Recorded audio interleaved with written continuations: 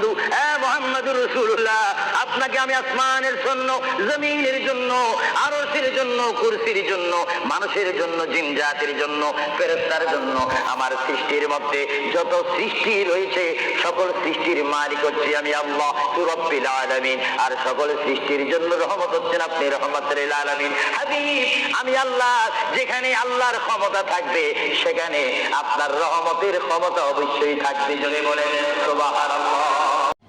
ইসলাম মানে সন্ত্রাসী নয়, ইসলাম মানে কাটাকাটি নয়, ইসলাম মানে মারামারি নয়, ইসলাম মানে গীবত নয়, ইসলাম মানে গোসা নয়। ইসলাম হচ্ছে শান্তির ধর্ম, মানবতার ধর্ম, মানুষ কল্যাণের ধর্ম, মানুষকে সুশিক্ষা দেওয়ার ধর্ম। ইসলাম হচ্ছে অমানুষকে মানুষ করে, অন্যায়কারীকে ন্যায়ের মধ্যে এনে মানুষকে হিদিনাস সিরাতাল মুস্তাকিমের সন্ধান দিয়ে একটি অমানুষকে মানুষ রূপে প্রতিষ্ঠিত করে একজন ইমানদার গঠন করার নাম ইসলাম। চিৎকার দিয়ে বলেন সুবহানাল্লাহ। নবী মুহাম্মদুর রাসূলুল্লাহ সাল্লাল্লাহু আলাইহি ওয়াসাল্লাম মা ফাতেমাকে ডাক দিয়ে বলে, হে আমার কন্যা ফাতেমা, তোমাকে আমি জানিয়ে দিতে চাই আমার আর বেশি সময় নেই।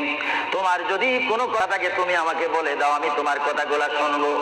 মা ফাতেমা ইয়া রাসূলুল্লাহ বলে একটা চিৎকার মেরে ঘর থেকে বাইর হয়ে মসজিদে নববীর সামনে চলে গেল। মা ফাতেমা সেখানে গিয়ে দেখে ইমাম হাসান হোসেন খেলাধুলা করতেছে।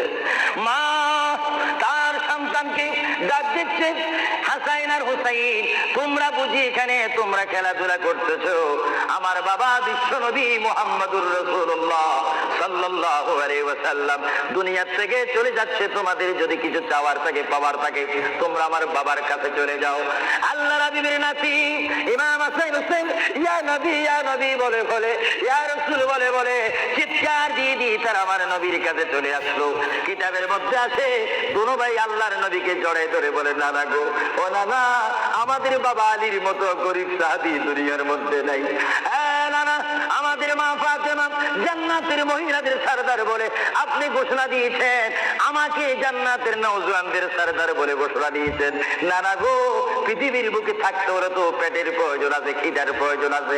ও নানা, যখন দুনিয়ার মধ্যে খিদা পাইতো 3 দিন 4 দিন পর্যন্ত আমার মা গুনে চুলাতে আগুন দিতে পারতেন না। টাকা নাই, পয়সা নাই, চুলাতে পর্যন্ত আগুন জ্বলে না। পাথর বেঁধে বেঁধে আমরা রাত্রে ঘুমাইতাম। ইয়া রাসূলুল্লাহ, ইয়া হাবিবাল্লাহ, আপনার রহমতের চেহারার দিকে যখন নজর করতাম আমাদের পেটটা ভরে যাইতো, খিদার কথা আমরা ভুলিয়ে যাইতাম। আপনি যদি দুনিয়া থেকে চলে যান, আমরা কার চেহারার দিকে নজর করে আমাদের পেটের খিদা